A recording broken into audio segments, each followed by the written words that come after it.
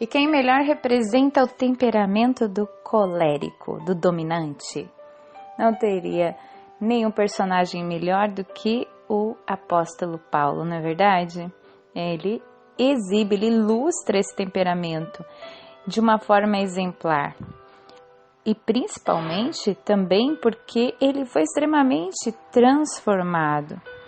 Paulo é um modelo da maneira como o Espírito Santo modifica uma pessoa de vontade férrea após sua conversão.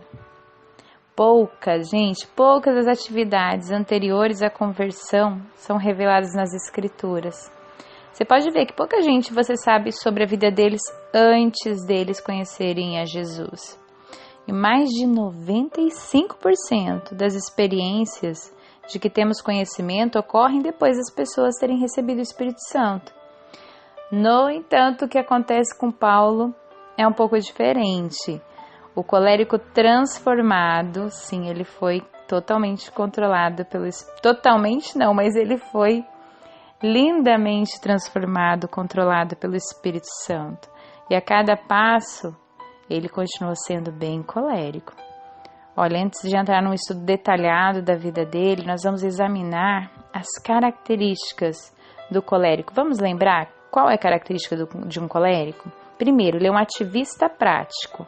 Para quem tudo na vida é utilitário. Tipo, ele faz utilidade de tudo. Ele é um líder natural, uma pessoa obstinada. É sempre otimista, está sempre acreditando que vai dar certo, que as coisas darão certo. O cérebro dele está sempre assim, cheio de ideias, projetos, objetivos. Ele gosta de metas, está sempre criando novas coisas para realizar. Ellen, o sanguíneo também é assim, sim. Como o sanguíneo, o colérico também é extrovertido. A única coisa é que o colérico não é tão intenso na extroversão. O sanguíneo é mais evidente ainda. Embora tenha uma vida assim bem produtiva, ele traz umas fraquezas naturais bem sérias, o colérico. O que acontece? Ele tem a tendência a ser super autossuficiente, de não precisar de ninguém, de ser impetuoso, genioso, uma tendência maior à aspereza e até mesmo à crueldade mesmo, sabe? Ele não tem dó das pessoas em geral. Aquele que não é claro, controlado pelo Espírito Santo. E ninguém é tão sarcástico quanto o colérico. Ele é com certeza o mais sarcástico, irônico de todos os temperamentos. E ele produz bons diretores de empresa, sabia? Gerentes, generais também, gerentes, construtores, soldados voluntários, políticos, administradores, enfim. Mas geralmente os torna incapazes de executar trabalhos que são muito, sabe, que necessita de muitas minúcias, coisas que precisam ser precisas, porque ele sai meio atropelando as coisas mesmo. Saulo de Tarso não possuía apenas o temperamento colérico, como também uma aprimorada educação e muita religiosidade. Gente, se você não sabe ou não lembra da história de Paulo, antes dele ter um encontro com Jesus ressuscitado, ele é chamado de Saulo de Tarso. E Saulo, ele era um perseguidor de cristãos. Então, olha só, ele era um cara super educado, ele tinha uma educação, falava várias línguas, era religioso. E era bem colérico mesmo. Mas à primeira vista, no cenário bíblico, ele até mesmo participou do apedrejamento de Estevão, que foi o nosso primeiro mártir cristão de que se tem notícias.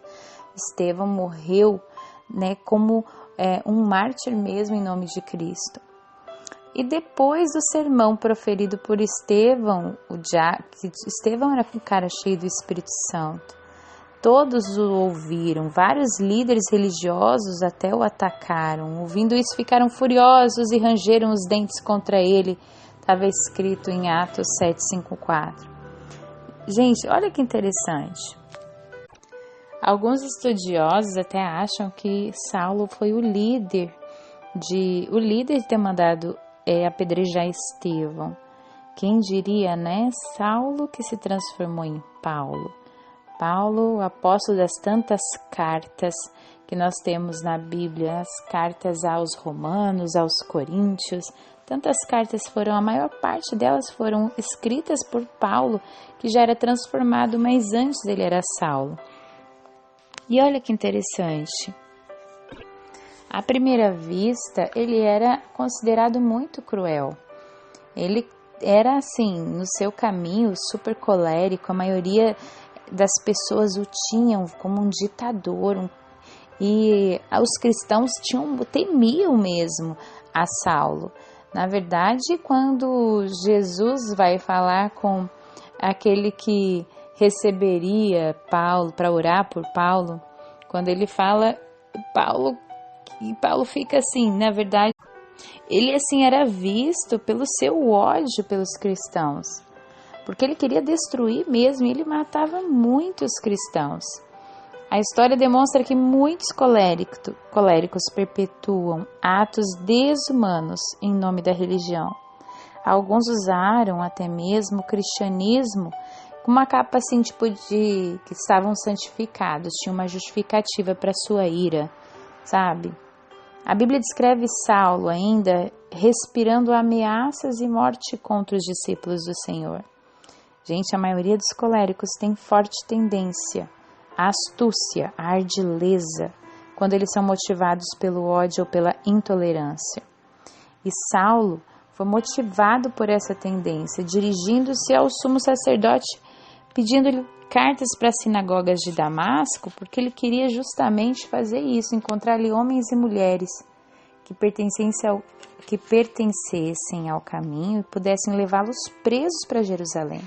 Pessoas que eram cristãs. Essa história mostra a linda transformação que um colérico pode sim ter, porque se o mesmo Espírito que mudou Saulo para Paulo é o Espírito Santo que foi deixado para mim e para você que aceita Jesus como Senhor e Salvador. Hoje, nessa série Sublinhados Comentados do livro Temperamentos Transformados, nós estamos entrando, eu ainda não falei de todas. Se você está acompanhando o livro, você vai ver que, para que eu não ficasse, gente, são mais de 40 páginas falando só do sanguíneo. Se eu falasse tudo do sanguíneo, vocês que são de outros temperamentos não iam me esperar. Então, o que eu estou fazendo agora? Eu vou ir passar um pouco à frente e voltar, para que você pegue um pouco de cada um. Primeiro, está falando bastante dos pontos negativos, mas depois bastante sobre como cada um deles foram controlados pelo Espírito Santo. Uma coisa que o livro fala aqui, que eu achei interessante, é que, sem dúvida, havia um temperamento secundário, né? Porque a maioria de nós temos um temperamento secundário, dificilmente somos um único temperamento. E às vezes é difícil determinar esse segundo, mas também até o terceiro, né? Em alguns tem até o terceiro, mas aqui provavelmente ele aponta que o segundo temperamento de Paulo seria o melancólico.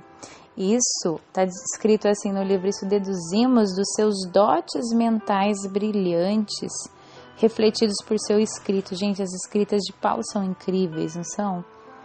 Mas ao contrário aos de muitos teólogos melancólicos que o seguiram, os registros de Paulo eram práticos, indicando a predominância do colérico. Então, os temperamentos basicamente melancólicos, veremos mais tarde, eles são mais teóricos, filosóficos, não são tão práticos, sabe? E se deduz das passagens já citadas diversas tendências coléricas em Saulo. Então fica bem claro a questão da crueldade, da aspereza, e por instinto dele ser um líder zeloso e ativo, era um indivíduo zangado, hostil, amargurado, que respirava ameaças e morte. Além disso, era implacavelmente cruel, como nós já falamos, e de qualquer modo, Saulo seria um grande líder, fosse ou não cristão, por causa das suas características. A única coisa é que o seu encontro com Jesus no caminho de Damasco mudou a direção da sua liderança, mas não a diminuiu.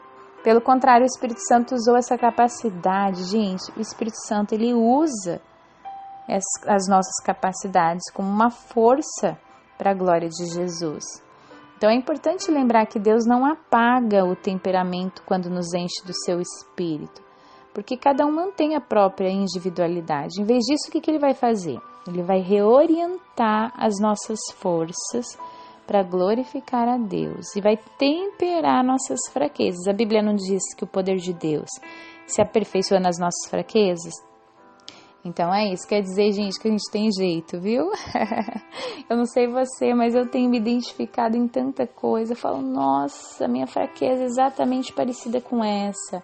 Eu sei que meu segundo temperamento é colérico, eu tô seguindo a ordem do livro, mas eu me vejo muito aqui, mas eu me vejo muito mais no sanguíneo. Mas você tá se vendo ou tá pensando nas pessoas que você convive, você vai entender melhor. Gente, tudo na sua vida vai mudar. Tô recebendo muitos testemunhos, tô entendendo minha filha, meu filho, meu esposo, né? Que você passe a entender. Tem gente rindo muito, né? Se cutucando. Eu tô vendo os testemunhos de vocês. Continuem se autoconhecendo e tolerando mais. Sabendo que quando você tolera, você tá agindo cheio do Espírito Santo. Se você se irrita fácil, fica a dica. A irritação fácil é falta de espaço para o Espírito Santo. Você está dando mais vazão à sua carne. Eu sei muito bem quando isso acontece comigo. E você? Você sabe quando acontece com você? Começa a observar e toma novas decisões, de repente, de se dispor mais ao Espírito Santo para ele agir através de você e te ajudar com domínio próprio, amém? Meu nome é Ellen Klein, eu sou Master Coach cristã e, como eu sempre digo, é uma honra grande poder ter você nessa jornada aqui comigo. Quando você puder, vai lá no meu Instagram, ellenklein.oficial, porque aí você pode também, lá tô interagindo mais com as pessoas e, na medida do possível, a gente está conseguindo lá já responder algumas dúvidas e tudo mais, amém? Um beijo, até lá!